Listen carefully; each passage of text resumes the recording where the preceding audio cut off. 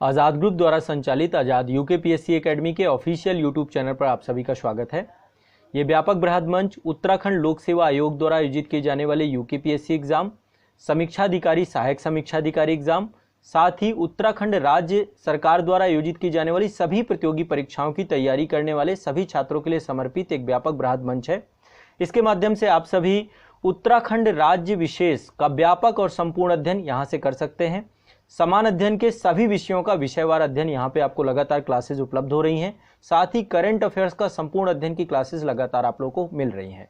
Playlist हर विषय की बनाई गई है, आप लोग प्लेलिस्ट में जाकर के क्लासेस देख सकते हैं।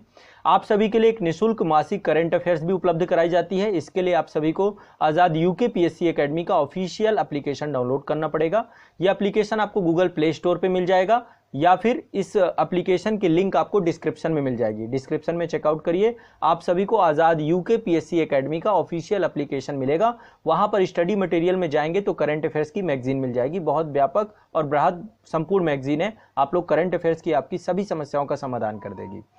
साथ ही आप लोग हमारे साथ व्यापक और संपूर्ण अध्ययन कर सकते हैं एप्लीकेशन के माध्यम से। हर एक विषय का या फिर संपूर्ण कोर्स का, यूकेपीएससी और अन्य सभी एग्जाम का यहाँ पर आपको कंप्लीट कोर्स मिल जाएगा।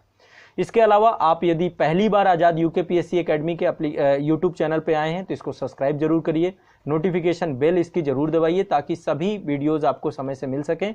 साथ ही उत्तराखंड के सभी छात्रों को इस चैनल के माध्यम से बारे में जरूर बताइए। हर वीडियो को आप शेयर करिए, साझा करिए और प्रतिदिन के स्तर पर आपको यहाँ पर रेगुलर, निरंतर, व्यापक स्तर पर क्लासेज मिलेंगी। प्लेलिस्ट पे आपको कंटेंट सारा अपडेट किया जा रहा है, तो आप प्लेलिस्ट भी चेकआउट करिए। एप्लीकेशन डाउनलोड करके करंट अफेयर्स की मैगजीन प्राप्त करिए, निःशुल्क टेस्ट सीरीज प्राप्त करिए और साथ ही आप यहां पर जुड़ करके व्यापक और बृहद तैयारी करिए। तो चलिए आज की क्लास प्रारंभ करते हैं। शुक्रिया। तो श्रीलंका की जो मौजूदा स्थिति है और जो वहां पे लगातार आर्थिक संकट बढ़ रहा है, उसके कारण से वहां पे जो एक राजनीतिक संकट की स्थिति आके पैदा हुई है, तो आज के सेशन में हम पूरा प्रयास करेंगे कि सभी पक्षों से इसको समझने का प्रयास करें और श्रीलंका की मौजूदा स्थिति आने वाले समय में किस तरीके से इस समस्या का समाधान निकाला जा सकता है। स्थिति गंभीर है क्योंकि अब एक अराजक माहौल में लगातार श्रीलंका बदलता जा रहा है। वहाँ के जो राष्ट्रपति थे, अब हम उन्हें पूर्व राष्ट्रपति कहेंगे, वो देश छोड़ करके भाग चुके हैं। नए राष्ट्रपति चुने जा चुके हैं। नए प्रधानमंत्री जी ने पहले ही इस्तीफा दे दिया था। एक ही परिवार पूरा श्रीलंका चलाता था। उस परिवार के सदस्य अब श्रीलंका में उनकी स्थिति बहुत भयावह हो चुकी है और बहुत सारे देश छोड़ करके भाग चुके हैं। नए प्रधानमंत्री भी आज चुने गए हैं वहाँ पर, ठीक है। तो अभी लगातार जो है श्रीलंका संकट भयावह बना हुआ। और एक चीज़ समझिए, यदि श्रीलंका में एक अराजक स्थिति बनी रही लंबे समय तक तो ये संकट और गहराता चला जाएगा। कारण क्या है, कोई भी देश यदि मदद करना चाहेगा या कोई भी अंतर्राष्ट्रीय वित्तीय संस्था मदद करनी चाहेगी तो सबसे पहले वो एक ऐसी सरकार देखेगी जो उस देश को चला पा रही हो। तो राजनीतिक तौर पे स्थिरीकरण होना बहुत ज़रूरी है। लेकिन अभी जनता रोड पे आ चुकी है। जितनी भी सरकारी आवास, सरकारी बिल्डिंग, खासकर प्रधानमंत्री आवास को आग लगा दी गई थी। रानिल विक्रमसिंघे थे उस समय, उनके घर पर भी आग लगाई गई थी। अभी इस समय वो राष्ट्रपति चुने गए हैं और राष्ट्रपति आवास पे तो आप लोगों ने देखा होगा, साक्षात बहुत सारे वीडियो भी आए थे कि लोग जो है स्विमिंग पूल का तक आनंद लेने पहुंच गए।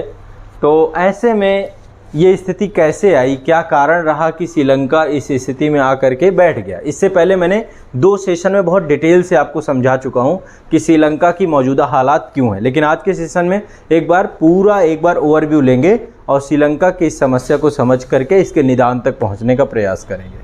देखिए, श्रीलंका में महंगाई बहुत तेज़ी से बढ़ रही है। रोज़मर्रा की वस्तुएं बहुत महंगी हो रही हैं, उनकी लगातार कमी होती जा रही है। 50% से ज़्यादा जो चीज़ें हैं सब दुगनी तुगनी चौगनी रेट में बढ़ रही हैं। महंगाई लगभग 50% से ऊपर जा चुकी है। तो सबसे पहली चीज़ क्या है, देश में महंगाई बहुत तेज़ी से बढ़ रही है। अज्यूम करिए आप इस देश में बैठे हुए हैं, लगातार बिजली आ रही है ना। श्रीलंका एक विषुवत रेखीय देश है, विषुवत रेखा के बिल्कुल नज़दीक है। विषुवत रेखा पास से गुजरती है। चारों तरफ से एक द्वीप के तौर पे समुद्री जलवायु भी है। स्थिति इतनी भयावह हो चुकी है कि बिजली उत्पादन वहाँ पे बंद हो चुका है, बिजली ही नहीं आती, भारी बिजली कटौती, 2 दिन 4 दिन 5 दिन कहीं धोखे से दर्शन दिखा के चली जाती है। तो बिजली बंद हो गया है।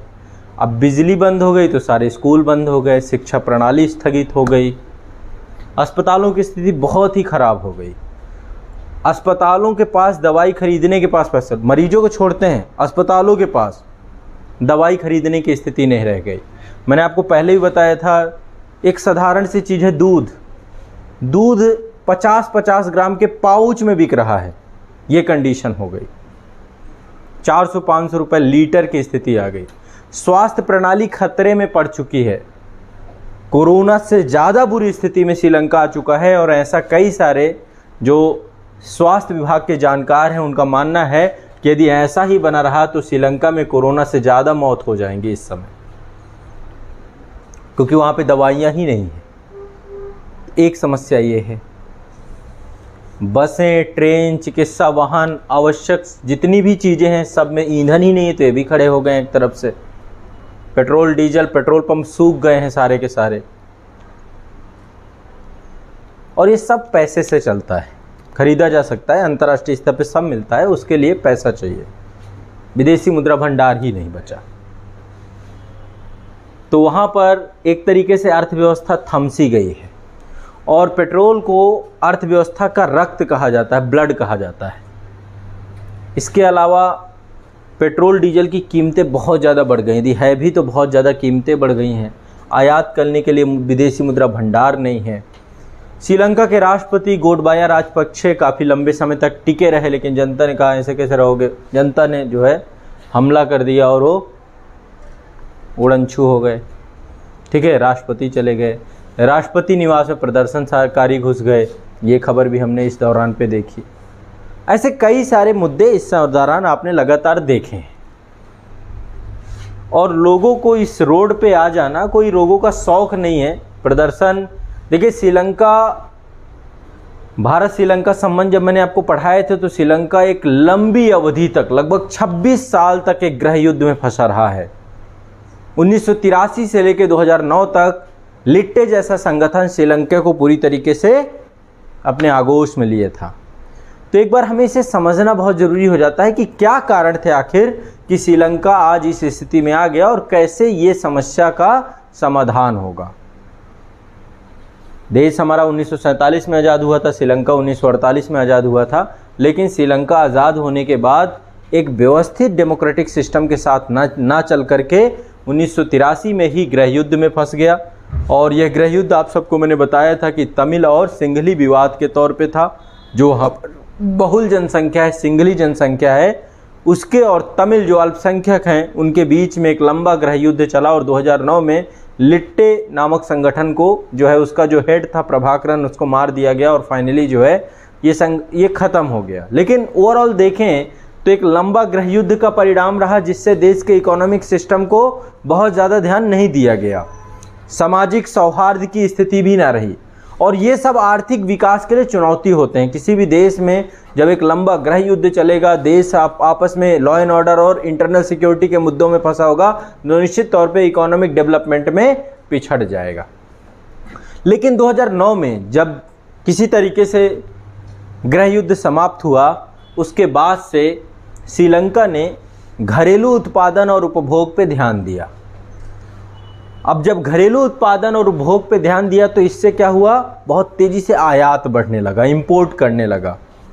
जब इंपोर्ट करने लगा तो धीरे धीरे ये देश जो है आयात निर्भर देश में बदल गया।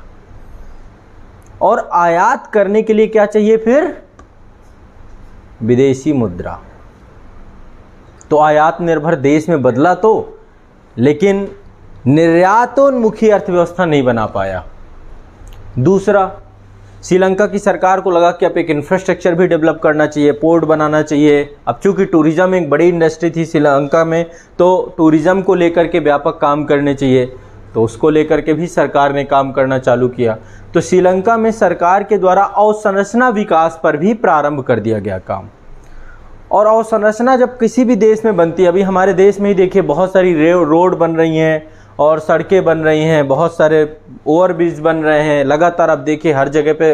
तो इसके लिए आपको विदेशी बाजार से भारी मात्रा में पैसा लेना होता है, ठीक है। या तो ये पैसा निवेश के रूप में आ जाए, एफडीआई के रूप में, और या तो ऋण के रूप में लेंगे। तो श्रीलंका ने लगातार ऋण लेना चालू कर दिया पूरे विश्व से। चीन से ऋण लिया, एशियन डेवलपमेंट बैंक से ऋण लिया, भारत से ऋण लिया, जापान से ऋण लिया, जिससे पाया, जिसने दिया उससे लिया, ठीक है।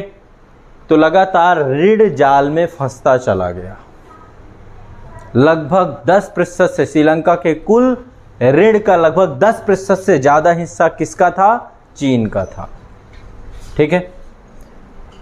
श्रीलंका की जितनी जीडीपी है उससे कई गुना ज्यादा उसने ऋण ले रखा है। यदि ऋण जीडीपी अनुपात की बात करें तो लगभग 111% से ज्यादा ऋण ले रखा उसने। अब ऋण लिया है तो लौटाना भी पड़ेगा, उस पर ब्याज भी भरनी पड़ेगी, ये भी स्थिति होगी। लेकिन ऋण चुकाने के लिए विदेशी मुद्रा ही नहीं बची।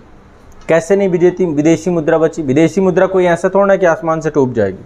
उसके लिए आपको माध्यम बनाना पड़ेगा, अपनी अर्थव्यवस्था को निर्यातोन्मुखी बनाना पड़ेगा।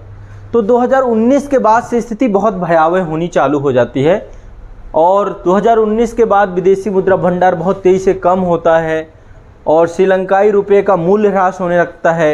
एक श्रीलंकाई रुपया यदि देखें डॉलर की तुलना में तो $1 = 360 श्रीलंकाई रुपये के बराबर स्थिति बन गई। तो मुद्रा का मूल्य ह्रास बहुत तेजी से चढ़ गया। श्रीलंका में महंगाई, मुद्रास्फीति लगातार बढ़ने लग गई। रोजमर्रा की चीज़ें खरीदने की वस्तुएं बहुत महंगी होने लग गई। अब ये सब चीज़ें चल ही रही थी कि इसके साथ ही श्रीलंका में जो पॉलिटिकल सिस्टम है वो पूरी तरीके से सड़ रहा था। अब पॉलिटिकल सिस्टम सड़ने के पीछे के कई कारण हैं। मैंने आपको एक बार बताया भी था कि श्रीलंका को एक पूरा परिवार चलाता है, एक परिवार के द्वारा श्रीलंका चलाया जाता है। ये राजपक्षे परिवार है। यहाँ पे आप देख सकते हैं ये पर्सन है, श्रीलंका के राष्ट्रपति हैं गोटबाया राजपक्षे। और ये अकेले नहीं है, इनके भाई महिंद्रा राजपक्षे ये राष्ट्रपति हैं, तो कोई प्रधानमंत्री है, कोई इन्हीं घर का चाचा, तो सब 7, 8, 9 लोग मिलके कैबिनेट बना रहे हैं, ठीक है। चाचा, ताऊ, फूफा, नाना, काका, चाचा, सबके बच्चे जो है श्रीलंका देश चला रहे हैं। कोई वित्त मंत्री बना हुआ है, कोई गृह मंत्री बना हुआ है, ठीक है। तो एक तरीके से पूरे परिवार को एक फैमिली बिजनेस बना लिया पूरे देश के पॉलिटिकल सिस्टम को। कभी भी इस तरीके से देश को नहीं चलाया जाता। अभी आप हमारे देश में ही देखिए कि यहाँ पे योग्यता के आधार पे राष्ट्रपति बन रहे हैं, तो वो भी नेपोटिज्म जहाँ पे होगा तो निश्चित तौर पर धीरे धीरे वो संस्था कोलैप्स हो जाएगी। और श्रीलंका पूरा देश जो है परिवारवाद के घेरे पे आ गया। तो एक तरीके से भ्रष्टाचार भी व्यापक हुए, लगातार स्थिति भयावह होती रही। लोगों को ना तो कोई ऊर्जा के संसाधन, या तो फिर वापस पाषाण काल में लौट जाएं, लेकिन वो संभव नहीं है।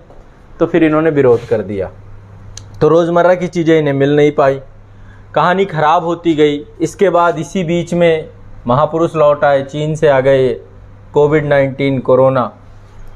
अब इनका बहुत बड़ा रोल था श्रीलंका को बर्बाद करने में। श्रीलंका को नहीं पता था ऐसा मेहमान आएगा जो हमारी तबाही करके जाएगा। तो एक तरफ तो परिवार लगा था। श्रीलंका की अधिकांश राजनीति और प्रशासन परिवार द्वारा नियंत्रित थी, राजपक्षे परिवार द्वारा। भ्रष्टाचार काफ़ी मात्रा में बढ़ चुका था। नीतियों का निर्माण परिवार के फायदे और बहुसंख्यकों को खुश करने के लिए बन रहे थे। 2019 में कर में कमी कर दी गई, टैक्स कलेक्शन भी बहुत कम हो गया सरकार का। वैट जो था वहाँ पे 15% से 8% कर दिया गया, तो टैक्स कम हो गया, ठीक है। राजस्व में कमी हो गई, टैक्स कलेक्शन कम हो गया। कई प्रकार के टैक्स समाप्त कर दिए गए, 7-8 प्रकार के टैक्स भी समाप्त किए गए। और ऐसे में सरकार को राजस्व की भारी कमी हो गई। मेरी बात समझ में आ रही है? ठीक है, क्या कहानी बन रही है, मैं सिनेरियो समझा रहा हूँ आपको। इसके बाद कोरोना जब आया, चूँकि पर्टियन सबसे बड़ी इकोनॉमी होती थी, पर्टियन से ही विदेशी बहुत सारे आते थे, तो खूब पैसा आता था। ये बंद हो गया कोविड के कारण से, ये बंद हो गया इसके कारण से। विदेशी मुद्रा भंडार लगभग 12% जो है इकोनॉमी में रोल था टूरिज्म का, ये पूरी तरीके से ये भी ख़त्म हो गया। इसके बाद श्रीलंका की सरकार को लगा कि यार विदेशी मुद्रा बचानी चाहिए, तो बचानी चाहिए तो क्या करना चाहिए, वो ऐसे उत्पाद जिनसे विदेशी मुद्रा खर्च हो रही है उन उत्पादों को क्या करना चाहिए, हमें प्रतिबंधित कर देना चाहिए। तो किसी ने सलाह दी कि ये रासायनिक उर्वरक बंद कर दो, बहुत पैसा देना पड़ता है विदेशी मुद्रा। तो वहाँ के प्रधानमंत्री लोग बहुत अच्छी बात बताई, कौन है, पीठ उठ थपथपाया, उसको बंद कर दिए, रासायनिक उर्वरक बंद कर दिए गए, जैविक उर्वरकों की खेती पे जोर दिया गया, लेकिन दुर्भाग्य देश का उत्पादन बहुत कम हो गया। अब जब देश का उत्पादन कम हुआ तो अनाज आयात करना पड़ा, और जब अनाज आयात करना पड़ा तो विदेशी मुद्रा फिर देनी पड़ी, और इतनी विदेशी मुद्रा देनी पड़ी जितने में रासायनिक उर्वरकों से ज़्यादा हालत खराब कर दी। तो यहाँ पे क्या था, अदूरदर्शिता भरा एक डिसीजन देखने को मिला। ठीक है, तो देखिए कई फैक्टर साथ साथ जुड़ते जा रहे हैं, जिसमें सबसे बड़ा है नीतिगत कुप्रबंधन, है ना। नीतियों को जो समझने वाले थे, बनाने वाले थे, वो शायद इस तरीके से देश को लेकर के और इसके एवज में और कर्ज लेता चला गया। ठीक है, फसलें खराब हो गई, विदेश से अनाज आयात करना पड़ा, विदेशी मुद्रा भंडार पे नकारात्मक प्रभाव फिर पड़ने लगा। तभी अचानक से एक बम धमाका हो जाता है 2019 में, जिसको बोलते हैं ईस्टर बम धमाका। अब जब ईस्टर बम धमाका होता है, चर्चों में कई सारे चर्चों को टारगेट किया जाता है, कई सारे होटल्स को टारगेट किया जाता है, और लगभग 300 के आसपास लोग मारे जाते हैं। ऐसे में जब किसी देश में पर्टिकुलर एक समुदाय विशेष का और खासकर इस तरीके का माहौल बनता है तो भी टूरिज्म खत्म होता है। तो ईस्टर बम धमाके 2019 में हुए, इससे टूरिज्म धीरे धीरे वहाँ पे कम होने लगा, लोग जाने बंद कर दिए। दूसरा कोविड-19 का प्रवेश 2020 में, उसके बाद पूरे देश में, पूरे विश्व में लॉकडाउन लग गया, अंतर्राष्ट्रीय यात्राएं बंद हो गई, तो पर्यटन पूरी तरीके से रुक गया। विदेशी मुद्रा जो आ रही थी वो भी आनी बंद हो गई। ठीक है, इसके बाद जो है विदेशी मुद्रा के जो स्रोत थे लगभग समाप्त होने लगे। सिर्फ विदेशी मुद्रा कभी जो है पेट्रोल डीजल खरीदने में खर्च हो रही है, कभी भोजन खाद्य सामग्री में खर्च हो रही है, कभी दवाओं में खर्च हो रही है, और आय के स्रोत जीरो हो गए। तो सिर्फ खर्च हो रहा था, और ऐसे में विदेशी मुद्रा डे बाय डे ख़त्म होती जा रही थी। महंगाई डे बाय डे, ये देखिए 2019 में विदेशी मुद्रा भंडार जो था 7.6 बिलियन डॉलर के आसपास था। यहाँ पे एक डेटा मैं आपको दिखा रहा हूँ, आइडिया लग जाएगा आपको इससे। ठीक है, लगातार जो है विदेशी मुद्रा भंडार कम ही होता चला गया। ये आपका यहाँ पे देखिए 2019 में 7.6 बिलियन डॉलर था, फिर 2020 में कम हुआ 5.7 बिलियन डॉलर, फिर 2021 में और कम हो गया। तो ये घटता बढ़ता रहा। ठीक है, लगातार अभी स्थिति बहुत बुरी है, 1 बिलियन डॉलर से भी कम होने के आसार दिख रहे हैं।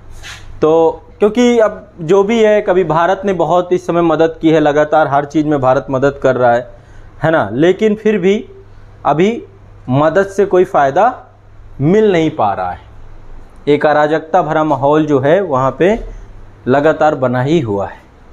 तो अराजकता लगातार बढ़ती चली जा रही है। आर्थिक संकट का जो ये पूरा कारण है, जब ये लगातार ये स्थिति बनी कि चीज़ें बहुत महंगी हो गई, रोज़मर्रा की चीज़ों में लोगों को, आप खुद सोचिए स्कूल कॉलेज बंद हो जाएंगे तो फिर लोग करेंगे क्या, रोड ही बसती है, तो रोड ही में आ गए सब लोग। अब लाइट नहीं होती हमारे यहाँ पे, एक रात लाइट ना रहे तो सब रोड पे आ जाते हैं। यहाँ तो 4-4, 6-6 दिन से लाइट ही नहीं, तो रोड पे आके सब प्रधानमंत्री राष्ट्रपति लाइट पे सो रहे थे, तो उन्हीं की लाइट ख़त्म करने के लिए पहुँच गए उनके घरों। तो ये पूरे मैटर से श्रीलंका संकट में आप देखेंगे आर्थिक संकट का प्रभाव क्या पड़ा। सबसे पहला प्रभाव, अराजकता बहुत तेज़ी से बढ़ गई। ठीक है, दूसरा लगातार विरोध जो हैं वो हिंसक होते चले गए, हिंसा लगातार बढ़ती चली गई, और आने वाले समय में भी, अभी ये ख़त्म मत समझिए, अभी रानिल विक्रमसिंघे प्रधानमंत्री वहाँ चुने गए हैं, अभी उनके खिलाफ भी वहाँ पे विरोध चल रहा है। जब तक मैटर को संभाला नहीं जाएगा तब तक जो है ये संभव नहीं है कि इस पूरे मामले को पूरी तरीके से, तो आने वाले समय पे अभी ये मामले और बहुत तेज़ी से बढ़ने वाले हैं। यहाँ पे एक चीज़ मैं और आपको थोड़ा सा यहाँ पे जानकारी दे दूँ, चूँकि आज प्रधानमंत्री चुने गए हैं, ये हैं आपके दिनेश गुणवर्धने। ठीक है, इनको देश का नया प्रधानमंत्री नियुक्त किया गया है। ये वरिष्ठ नेता थे और गोटबाया राजपक्षे के कार्यकाल के दौरान गृह मंत्री थे ये, और फिर इसके बाद विदेश और शिक्षा मंत्री के तौर पे भी सेवाएं दे चुके हैं। अभी इनको प्रधानमंत्री, अभी इनका नंबर है अगला, ठीक है, तो इनको बनाया गया है प्रधानमंत्री। दूसरा ये रानिल विक्रमसिंघे हैं और इनको अभी जो है संसद के द्वारा जो वहाँ की है उन्होंने राष्ट्रपति चुनाव, लेकिन अभी भी विरोध प्रदर्शन लगातार इनके खिलाफ भी चले, इनका घर भी जला दिया गया था, बट ये प्रयासरत हैं, सिंसियर हैं इस चीज़ को लेकर के, लगातार प्रयासरत है। भारत के साथ बहुत अच्छे संबंध हैं इनके और ये जो है उम्मीद यही है कि अब मिल करके किसी तरीके से श्रीलंका की स्थिति को सामान्य बनाया जाए, क्योंकि भारत में भी अभी लगातार विदेश मंत्री स्तर और सर्वदलीय बैठक सिर्फ श्रीलंका मुद्दे के लिए बुलाई जा रही है, क्योंकि श्रीलंका हमारे दक्षिण भारत से जुड़ा हुआ है और अभी आप बहुत सारी प्रॉब्लम्स हो रही हैं, वहाँ से माइग्रेशन भी बहुत तेज़ी से हो रहा है, लोग पलायन कर करके वहाँ से तमिलनाडु पहुंच रहे हैं, दक्षिण भारत के राज्यों में पहुंच रहे हैं। तो आने वाले समय पे भारत को ही इसमें सबसे ज़्यादा प्रभावित होना होगा, क्योंकि हमारे पड़ोस में स्थिति असामान्य हुई है, ठीक है। तो सबसे पहली बात, हिंसा की भावना आने वाले समय पे लगातार बढ़ती रहेगी। इसके अलावा श्रीलंका से अन्य देशों के लिए पलायन बढ़ सकता है, भारत सबसे प्रमुख रहेगा। लिट्टे जैसा संगठन 2009 में समाप्त हुआ था, लेकिन आने वाले समय पे यदि स्थिति ऐसी रही तो लिट्टे जैसे कई और संगठन बन जाएंगे और फिर से सिविल वार चालू हो जाएगा, गृह युद्ध स्टार्ट हो जाएगा, तो उसको भी संभालना बहुत ज़रूरी है। तो इसलिए मतलब अब इससे कई समस्याएं हो सकती हैं। भारत द्वारा श्रीलंका को बहुत पैसा दिया गया है, उसको भी वापस लेना, तो फिर से इसको रिस्ट्रक्चर्ड करना पड़ेगा। इसके बाद जो है चीन के द्वारा जो ऋण जाल की कूटनीति है, चीन किस तरीके से किसी देश की ज़िंदगी खराब कर देता है, दे दे के पैसा और इसके बाद उसकी संपत्तियां हड़पने लगता है। हम्बन टोटा इसने लीज में ले लिया 99 साल के, कि सिर्फ इसी ऋण जाल के कारण से अभी भी उबर नहीं पाया है ना। श्रीलंका अभी 2-4 चीज़ें और दे दे तो भी नहीं उबर पाएगा। इसके बाद अब इसके पास सरकार करे क्या, मतलब अल्टीमेट, चलो ये सारी प्रॉब्लम्स हैं, इतनी सारी चीज़ें हो रही हैं, बट सरकार को करना क्या चाहिए। सबसे पहली चीज़, सरकार को पहला काम करना चाहिए, जो गैर आवश्यक वस्तुएं हैं बहुत सारी एक लिस्ट बनानी चाहिए, उस लिस्ट को जारी किया जाना चाहिए जो गैर आवश्यक वस्तुएं हैं, और उनके आयात पे पूर्णतः प्रतिबंध लगा देना चाहिए। इससे क्या होगा, विदेशी मुद्रा एक तरीके से सुरक्षित हो जाएगी। कई देशों से सहायता के लिए प्रयास करना चाहिए, लेकिन जब यहाँ पे बात आती है कई देशों से सहायता की, तो सहायता ऐसे नहीं मिलती। सहायता के लिए ज़रूरी होता है कि आपके देश में एक स्थिर सरकार हो, उसी का प्रयास लगातार किया जा रहा है, ठीक है। तो कई अन्य देशों से आर्थिक सहायता का प्रयास किया, भारत ने भी 3.5 अरब डॉलर से अधिक की सहायता की है। भारत, चीन, है ना, G7 समूह जो आपका है, Canada, France, Germany, Italy, Japan, Britain, America, ये सब जो है लगातार कह रहे हैं कि हम ऋण चुकाने के संबंधी प्रयासों में हम लगातार श्रीलंका का सहयोग करेंगे, और हमारा प्रयास है कि हम आने वाले समय पे IMF भी आर्थिक सहायता पैकेज को लेकर बातचीत कर रहा है कि भाई कल के दिन जब देखिए, जब बैलेंस ऑफ पेमेंट की समस्या से, भुगतान संतुलन की समस्या से हम गुजरे थे, तो भारत सरकार के द्वारा अपना पूरा जितना रिजर्व बैंक का सोना है वो IMF के पास रखा गया था। लेकिन IMF के पास जाना थोड़ा रिस्की रहता है। क्यों रिस्की रहता है? क्योंकि ऋण के साथ साथ वो कुछ शर्तें भी देता है, और शर्तें ही नहीं होता बल्कि वो सरकारी कामकाज में, पूरी नीतियों में, पॉलिसी में, सरकार की कार्यप्रणाली में IMF हस्तक्षेप करता है। तो यदि IMF के पास जाता है, IMF के द्वारा बेल आउट पैकेज दिया जाता है, तो ऐसे में ब्याज दर में बढ़ोतरी होगी, कर में बढ़ोतरी होगी, बहुत ज़्यादा ब्याज में पैसा मिलता है IMF से, और स्थायी सरकार की स्थापना आवश्यक होगी। IMF द्वारा सरकार की कार्यप्रणाली में हस्तक्षेप किया जाएगा और एक नए तरीके का जो है स्वरूप देखने को मिलेगा। और क्या क्या कर सकती है सरकार? ज़्यादा श्रीलंकाई रुपये छाप सकती है, अपनी मशीन को स्टार्ट कर दे, लेकिन फिर उसका नुकसान भी है। क्या नुकसान होगा? ज़्यादा पैसा छपेगा तो मार्केट में ज़्यादा आएगा, तो क्या होगी? महंगाई और ज़्यादा बढ़ेगी, मुद्रास्फीति बढ़ जाएगी, ठीक है। पैसे की वैल्यू कम हो जाएगी, चीज़ों की वैल्यू ज़्यादा हो जाएगी। जो चीज़ ज़्यादा होगी उसकी वैल्यू कम होगी। पैसा ज़्यादा, तो श्रीलंकाई रुपया छापना भी बहुत बड़ा उपाय नहीं हो सकता है। मेन उपाय है विदेशी मुद्रा भंडार किसी तरीके से फिर से रीस्टोर किया जाए, ये सबसे बड़ा उपाय हो सकता है, ठीक है। इसके बाद आय के जो स्रोत हैं, जो भी सोर्स ऑफ इनकम है, उसके निजीकरण पर जोर दिया जा सकता है, प्राइवेटाइजेशन पे। अभी क्या है, आय के जितने भी स्रोत हैं उस पर, जो भी सोर्सेज हैं उस पर रिलायबल किस चीज़ पे हैं, सरकार कर रही है। अब फिर से प्राइवेटाइजेशन जैसे भारत में किया गया था, और कुछ सेक्टर्स को और इनबिल्ड करना पड़ेगा। ऐसा नहीं है कि केवल हम जो है पैटर्न पे ही पूरे देश की अर्थव्यवस्था को टिकाए रहें और इन सब चीज़ों को, तो इन सब के साथ ही जो है समस्या का समाधान किया जा सकता है। भारत के द्वारा देखिए कई सहायताएं कई बार की जा चुकी हैं। $500 मिलियन की क्रेडिट लाइन दी गई है, 15 जो है लाख टन से अधिक जेट विमान ईंधन दिया गया है, डीजल पेट्रोल भेजा गया है, भोजन दवा आवश्यक वस्तुओं के लिए $1 बिलियन का लाइन ऑफ क्रेडिट दिया गया है। इसके बाद $400 मिलियन का करेंसी स्वैप दिया गया है। श्रीलंका के सेंट्रल बैंक को बकाया भुगतान को मोरेटोरियम दे दिया गया, कुछ समय के लिए टाल दिया गया कि भाई रुक जाओ, हमारा पैसा बाद में दे देना, पहले बाकियों का दे दो, है ना। स्थिति तो खराब है श्रीलंका की। तो लगातार भारत जो है, और चीन भी लगातार लगा हुआ है, चीन ने भी काफ़ी मदद की है, लेकिन भारत का चूंकि पड़ोस है तो भारत को इसको सबसे गंभीरता से लेने की आवश्यकता है। ठीक है, हाँ। मदद क्यों कर रहा है? दिवाली उसने किया है। देखिए दिवालिया तो उसने नहीं किया है, दिवालिया तो वहाँ की सरकार ने किया है खुद को। एक चीज़ ध्यान रखिएगा, आपको कोई नहीं बिगाड़ सकता यदि आप खुद नहीं बिगड़े तो। ठीक है, ये तो कर्ज आपको लेते गए, कर्ज लेते समय आपको याद आया ना कि वापस चुकाना भी तो पड़ेगा, देने वाला तो देता ही जा रहा है, समझ रहे हैं। अभी आपके घर से पैसा आ रहा है और उस पैसे का सदुपयोग आप कोई ऐसी गतिविधि में करें जो आपको क्रिएटिव ना बनाए, तो क्या होगा?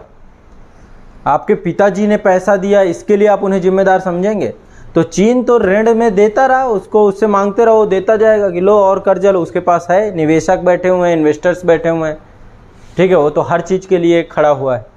तो ऐसी स्थिति में श्रीलंका की जो मौजूदा हालत है अपने आप में बहुत बुरी स्थिति है। अभी भी देश में लगातार अभी विरोध प्रदर्शन चल रहे हैं। रानिल विक्रमसिंघे की सरकार बन जरूर गई है, लेकिन अभी भी ये सरकार तब तक सुरक्षित नहीं है जब तक वहाँ के लोगों को राहत नहीं मिल जाएगी। लोगों को ये चीज़ स्पष्ट हो चुकी है कि हमारे देश के जो लीडर हैं वो सारे के सारे जो है देश को चलाने में अक्षम हैं, और जब जनता को ये महसूस हो जाता है, जनता का भरोसा उठ जाता है लॉ एंड ऑर्डर से, कानून व्यवस्था से, क्योंकि देखिए सबसे बड़ी चीज़ है पेट, ठीक है, पेट भरा होगा, ज़रूरतें पूरी होंगी तो आप भी सरकार के हमेशा साथ खड़े रहेंगे। तो मौजूदा हालात अपने आप में बहुत ज़्यादा समस्या वाले हैं। हाँ, कुछ पूछ रहे थे? ये बोल रहे थे कि कुछ नहीं रहे थे, पर बता रहे थे कि जो फसल इसकी खराब हुई है श्रीलंका की, इसने जो जैविक खाद मंगाई थी वो भी चाइना से मंगाई थी, और मंगाई थी तो उसमें वायरस था, इसको जितना खरीदने में प्रॉफिट नहीं हुआ था, उसको वापस करने में उतना ज़्यादा नुकसान हो गया। देखिए ये तो ठीक है, ये भी एक विषय आपकी मैं मान भी लेता हूँ, लेकिन जो कुछ भी हो, कभी भी अपने देश में, अभी हम भी कह रहे हैं कि हम भी जैविक खेती करेंगे, आने वाले समय पे भारत भी जो है एक जैविक राष्ट्र के तौर पे बनेगा, हमें भी एग्रीकल्चर को अपने रिफॉर्म करना है, जैविक खेती की ओर जाना है, तो ठीक है, अच्छी बात है, कोई बुराई नहीं है इसमें। लेकिन आप अपने अल्टरनेटिव्स तो देखिए, अभी हम कर भी रहे हैं, सिक्किम पहला राज्य बना है, गोवा में भी हो गया, लक्षद्वीप हो गया, कई सारे राज्य, लेकिन हम एक साथ पूरा, क्योंकि इतनी बड़ी आबादी का लोड भी तो है, रासायनिक उर्वरकों के कारण ही आज इतनी बड़ी आबादी का पेट भर पा रहे हैं। तो आपको कभी भी कोई भी यदि डिसीजन लेना है तो उसको प्रतिस्थापन का एक दर होना चाहिए कि किस दर से आप जो है प्रतिस्थापित कर रहे हैं। तो ये अदूरदर्शिता श्रीलंका सरकार की है, इसमें चीन का कोई रोल नहीं है, ठीक है। और रही बात गुणवत्ता की, तो फिर ये चीज़ को लेकर आपको ध्यान में रखना चाहिए, भाई आप एक संप्रभु देश चला रहे हैं, ठीक है, तो उस संप्रभु देश चलाने के कारण से आपके डिसीजंस बहुत स्ट्रांग होने चाहिए। तो यहाँ पे यदि कंप्लीट फेलियर की बात करें तो कंप्लीट फेलियर ये सरकार का है, और खासकर राजपक्षे सरकार का, उनके कारण से ये स्थिति आके बनी है, ठीक है।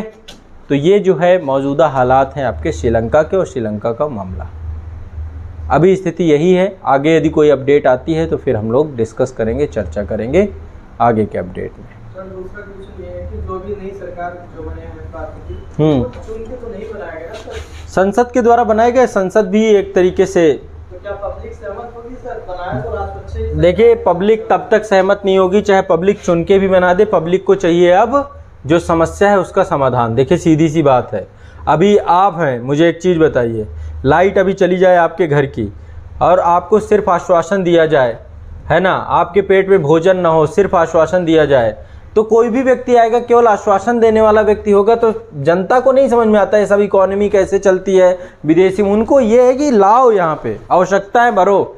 अब आपको नहीं पता आपके पिताजी कैसे कमा के लाते होंगे शाम तक, आपको तो ये लगता बस आ रहा है ना, मेरी ज़रूरतें पूरी होनी चाहिए। तो वैसे ही जनता में सब संवेदनशील नहीं है, ये ध्यान रखिएगा। अब सरकार इस बात को समझती है कि कितनी विपद परिस्थिति है, तो ये एक दिन में नहीं अभी सुधार होगा, अभी लंबा प्रोसेस लगेगा। बस ये है कि थोड़ा सा कहीं ना कहीं पे कुछ स्ट्रॉन्ग जो है नीतियों के ऊपर है, ताकि विश्व के अन्य देशों को ये लगे कि हाँ श्रीलंका में नीतिगत सुधार हो रहा है, और उन नीतिगत सुधारों के परिणाम स्वरूप जो है विश्व के अन्य देश आगे आ सकें और श्रीलंका को फिर से वो उबारने की दिशा में आगे बढ़ें। अभी देखो G7 कंट्रीज़ हैं, वो भी लगातार इस विषय पे कई बैठकें हो रही हैं। श्रीलंका अंतर्राष्ट्रीय स्तर पे विभिन्न देशों के साथ संपर्क कर रहा है, साथ ही IMF के साथ बात चल रही है। भारत सरकार लगातार सहयोग कर ही रही है हर एक विषय में। अभी कई मामलों में ये कहा जा रहा है कि श्रीलंका में जो भी हालात हैं, कुछ पक्ष ऐसा भी बोल रहे हैं कि इसके लिए जिम्मेदार भारत भी है, ऐसे भी अफवाहें उड़ रही हैं वहाँ पे। और अभी बहुत सारे, कल मैं देख रहा था एम्बेसी के एक हमारे डिप्लोमेट्स थे, उनका हाथ तोड़ दिया गया है ना। तो जहाँ पे इंडियंस मिल रहे हैं, कल एक सर्कुलर भी जारी किया गया है कि इंडियंस जो श्रीलंका में हैं अपने आप के सुरक्षित स्थानों पे रहें, है ना। तो अब वो क्योंकि सबसे नज़दीकी भारत ही है, तो अंत में वो किसी न किसी ऊपर ठीकरा भी फोड़ेंगे कि भारत है, ये है, वो है। तो अराजकता का जो माहौल है इसमें कई जगह पे ये भी एलिगेशंस लगाए जा रहे हैं, और ऐसे में जो है बहुत ज़रूरी हो जाता है कि भारत सरकार वहाँ पे भारतीयों की सुरक्षा को सुनिश्चित कराए। ठीक है, तो ओवरऑल स्थिति तो देखें भयावह है, और अंत में भुगतना भी हमें है, क्योंकि हमारे पड़ोस में आग लगी है। जब आपके पड़ोस में आग लगी होती है तो आपको सुकून से नहीं बैठना चाहिए, आपको भी उसको बुझाने में पूरा दम लगा देना चाहिए। तो अब भारत सरकार को चाहिए कि श्रीलंका की स्थिति को समझे, और समझ करके और इसको व्यापक तरीके से कैसे भी करके इस पूरी समस्या का समाधान करें। ठीक है, तो अभी देखते हैं अब क्या होता है। आज ही ये चुने गए दिनेश गुणवर्धने को नया प्रधानमंत्री बनाया गया है, तो अब आगे क्या होता है। फिर से जो है वहाँ पे जो मंत्रिमंडल है उसको भी जो है इनके राष्ट्रपति जी के द्वारा शपथ ग्रहण सारी चीज़ें आज हुई हैं, तो ओवरऑल शायद कुछ सकारात्मक देखने को मिल सके। ठीक है, तो श्रीलंका के संबंधित ये आपकी एक महत्वपूर्ण विषय वस्तु, महत्वपूर्ण करंट अफेयर्स था।